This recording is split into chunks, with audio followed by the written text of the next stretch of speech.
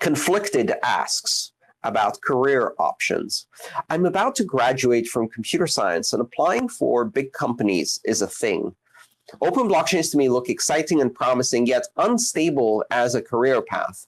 What would you say to a new graduate who sees his friends working for bigger and better paying companies and feels peer pressure to play the game, but sees this space as an important thing and yet is not sure he has enough experience to make a difference?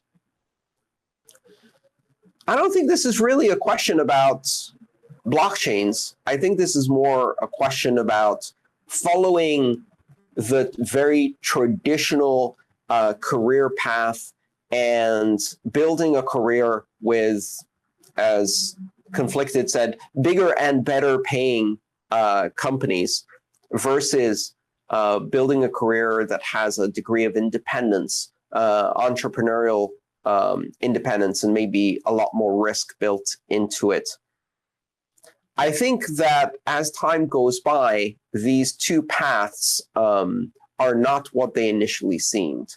So it is very difficult, especially in some countries, to be an entrepreneur, to be a freelancer, to work independently of the big career path.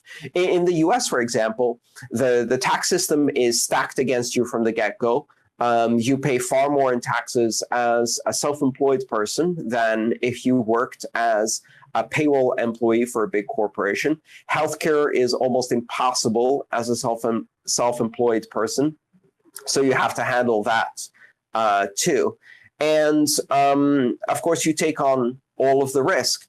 In return, what you get is freedom. And to me, that's priceless, but not everyone sees it that way. A lot of people will much rather have job security instead of freedom.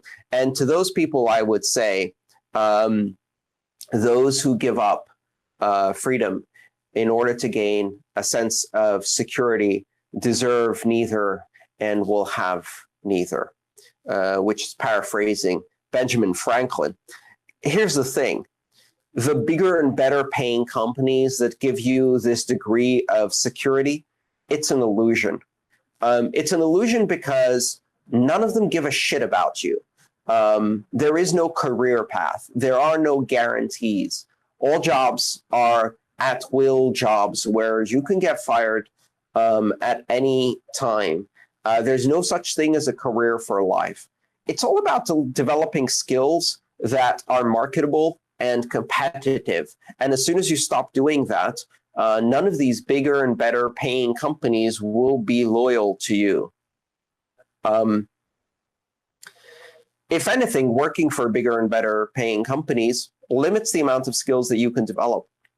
You develop skills in playing politics, jockeying for position, climbing the ladder, backstabbing your colleagues, dealing with the sociopath in the cubicle next to you, or your boss, who is also a sociopath, trying to handle all of these internal politics, signing up for projects because they have good buzzwords rather than possibility of succeeding, and trying to figure out not what is a useful thing to do, but what will generate the greatest opportunity for promotion and pay raise within a fixed hierarchy.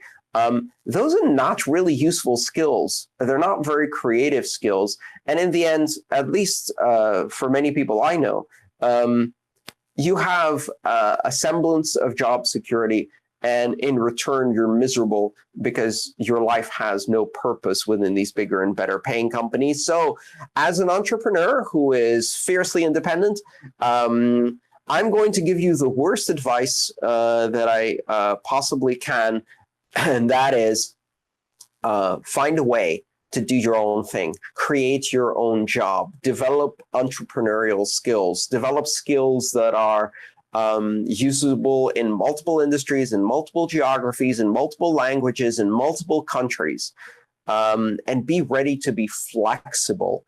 And one of the reasons you should do that now is because later in life, you will not have the flexibility you have now. The older you get, the more responsibilities, the more dependence you have, the less flexibility you have in life.